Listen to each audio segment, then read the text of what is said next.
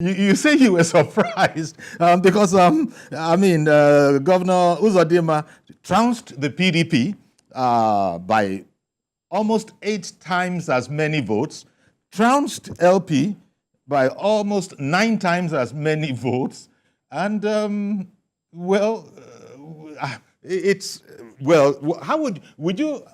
would you be your commentary to those who have said that all is not well in the state of Denmark? You know, people have said it. You have been listening. Is it just sour grapes? Because the governor did say in his speech that he was very appreciative of the support of Imo citizens, but he read it as they were very happy with what he had been able to do along with his team, and he also read it as an indication that he has to do even more. So those that are saying that there are certain local governments, given that the governor won in all 27, there are certain local governments that they would have expected at least one or two, to put it like that, would have showed the different results. Would you say that that was just sour grapes on the part of those who are commenting as such? Thank you very much. I will only refer that as a lullaby of a crying baby. Votes are not allocated. Votes are cast and counted. So if anybody is saying that he would have at least not won in 1 or 2 local governments, we are not the people who are voting. The people who went there and made a statement. Would you leave the vote cast by the people and start counting something in a sentimental angle? The answer is no. The people voted, and we counted the votes. And the Independent National Electoral Commission did their work very well. So the issue of the governor should have dropped one local government or the other does not come up, because it is what was voted is what was counted. And there's nobody who has any right under the law not to count exactly the votes that the people went to cast. That's number one. Number two, the complaint from the people who contested the governorship with the governor, for me, they have no basis to complain, not at all. One of them said that the collation, started and just ended so fast in Imo, while in Bayelsa that has 10 local government, collation did not start there and it has not even ended. For me, that's a baseless and unmerited claim, because Imo State, our votes, after the votes, it was counted, and the situation was ready for INA. And the returning officers took their results to the collation center. It was collated there before the purview of everybody, live on television. If the returning officers are there to turn in their result, will you tell them to wait? Let's wait for Bayelsa to finish, or let's wait for Bayelsa to come and do their own first. No. All they did there was to count, return the results, and it was declared. So for me, if I'm them, the governor have made his press statement. He has called all of them to come together and join him and rebuild Imo and make Imo great again. I'm still queuing behind the governor's plea to ask my brothers, Ethan Achono, Sandadi Anyanwu, Ogunlewe, and others who ran that election. Let them come and join hands with the governor for this remaining 4 years. You can even see that some people who contested the election with the governor, about 6 of them, 2 days ago, made a press statement and said that they have accepted the result. Okay, because I was going to ask if some of the contestants alongside the governor have actually congratulated him. Yes, they have. They said the LP candidate, the SDP, and about 5 of them or 6 of them, congratulated the governor. Yes, and it was led live on television. Now, this question of, there was a time when they spoke about money having been involved, but I think it was determined that, well, whatever that issue was, it wasn't significant enough to have affected anything. The mere fact that money even was mentioned at all, were you surprised or taken aback by that? I didn't get that quite well. Money mentioned about what? That money might have been involved in the election in terms of just taking care of people. So no matter how insignificant the amount, it was against the rules, wasn't it? Were you surprised, or would you dismiss that as an inconsequential play? I'm astonished to hear this, because I never was confronted with any issue about money or anybody taking money to any place of any sort. I've not had any such claim up to now. I'm just hearing it for the first time from you. I'm so astonished to hear that. But if you have more information or evidence, you can throw it up. But for me, I didn't hear. Okay. I didn't see. Okay. And I cannot comment on what I don't know. Yeah. Okay. All right then. Good morning, Mr. George. We have been joined by our the first of our viewers' calls. Good morning, Mr. George, calling in from Lagos.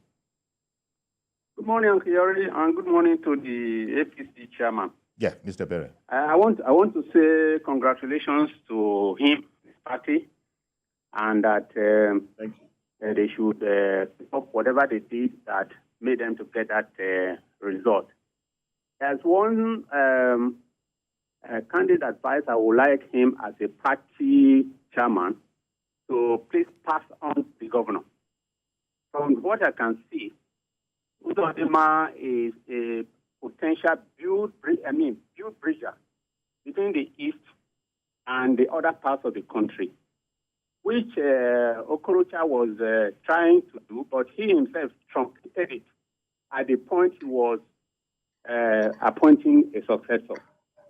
Udodima should not make the same mistake. When it is time, he's in his second term now. When it is time for him to hand over to somebody, he should do it carefully in such a way that the bridging he's doing now will not truncate again. That part of the country needs somebody that can bring them across the bridge to other sections of the country that can balance things in our country. We want peace, we want harmony, we want everybody to be satisfied in a part of Nigeria.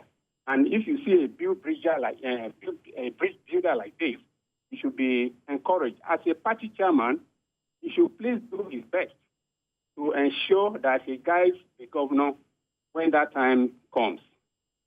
The other question I have for him, Uncle Yeri, is that the party won in all the local governments, 27 local governments.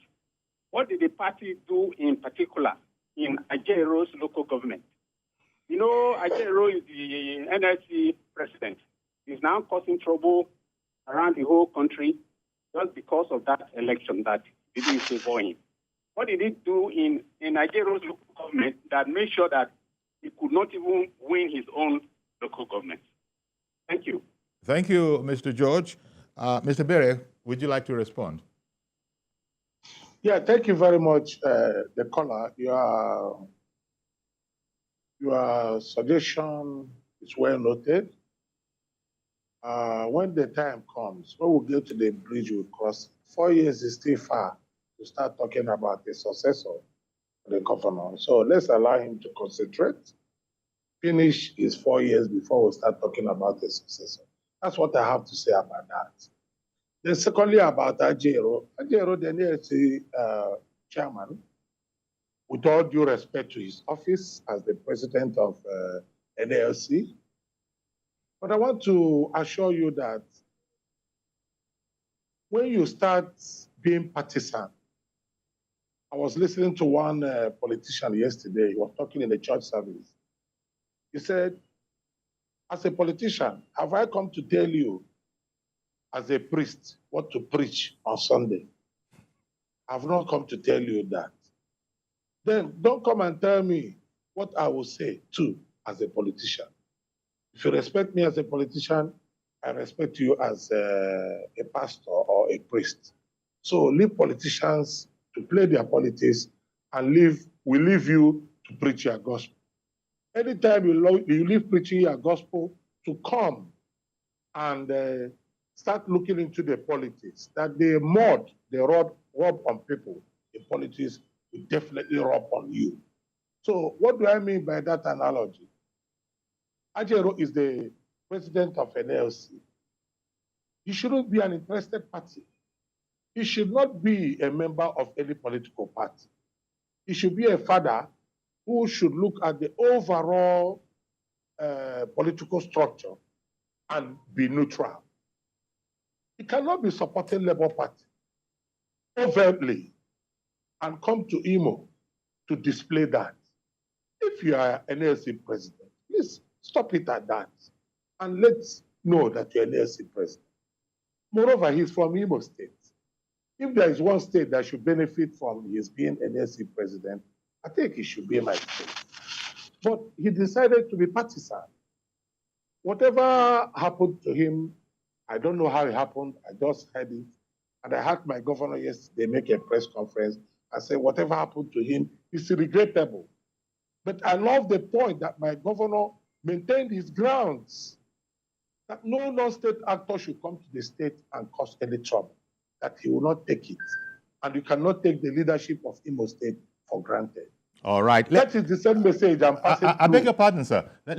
You might want to continue, but let me also not lose this customer. Reverend Dominic has been waiting for quite a while. He wants to also contribute to this conversation. Good morning, Reverend Dominic. Good morning, Chief Yori. Good morning to Mr. Ebere, the chairman of in Owerri. Yes. First of all, Yori, I want to congratulate the chairman for their victory. I think you can hear me. Yes, he can hear you. I want to congratulate the chairman for their victory. But I want to tell chairman that I'm from Imo State. I'm not judge. I'm from Imo State. I'm from Ezin, the local government. If there's a contest, honestly, gospel truth, Hope Uzodinma will still win election in Imo State. But that he won 27 local government is a joke. I came from Ezin, the local government in Mbise. Ask Mr. Chairman, is there any health center in that will first of all, which is not? And Mr. Jody, please, I want to clarify this issue. I'm not a politician, I'm a pastor. I support APC by patriotism. George supports APC by partisan. So I cannot close my eyes when that evil is happening. This man could have also win that election. If he canvassed election in the whole corner of Imo State, do you know the reason? He had a lot of security to do that. Imo security is fragile, which Mr. Ebere knows. Imo security is very fragile. The IPOP and the ECN and the unknown government are harassing people. So if you don't have a good security, you can't go around Imo State for campaign. So I don't blame the other politicians who did not campaign well because they don't have the security to do that. But in a good election, we hope Uzodinma can still win. But he won it to the 7 local government. It's laughable. I barely know what I'm saying. He knows me very well. It's very laughable. I'm not a politician. I'm a pastor. I'm not a traditional leader. I support APC 100% when they do well, and Jagaba and Buhari. But for me to see this nonsense that happened in Imo State and close my eyes, that makes me a politician. I'm not a politician. I'm a pastor. I'm patriotic. I'm not a partisan. It's my one, but he didn't win to 7 local government. That's gospel truth. Thank you, sir. All right, then. Thank you, Reverend Dominic, for calling in. And an Imo citizen himself, referred to as an Imolite. But you know what, Mr. Ebere? I've got to take a quick break now. So